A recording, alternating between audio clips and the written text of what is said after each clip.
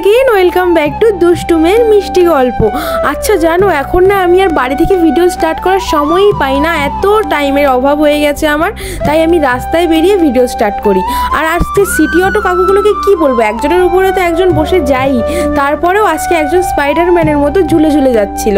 কেন এদের traffic police ধরে না আমি তা জানি না বাবা। আর এসে দেখছি অঙ্কিতা বেশ সাজুগুজু করছে, এরপরে নবনীতা এলো, আর আজকে না প্রীতি আসেনি।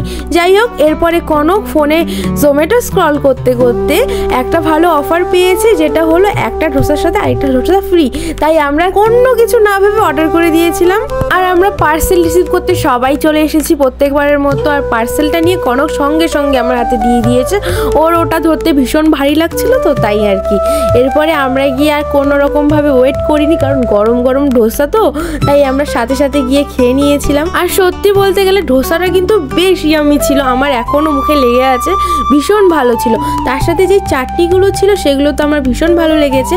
আর আজকে কনক আর আমি দুজনেই পাস্তা এনেছিলাম, তো আমরা একটা ঝাল চাটনি ছিল সেটা রেখে দিয়েছি পাস্তার সাথে খাবো বলে। हम हैं और ये हमारा पार्टी हो रहा है, पास्ता पार्टी।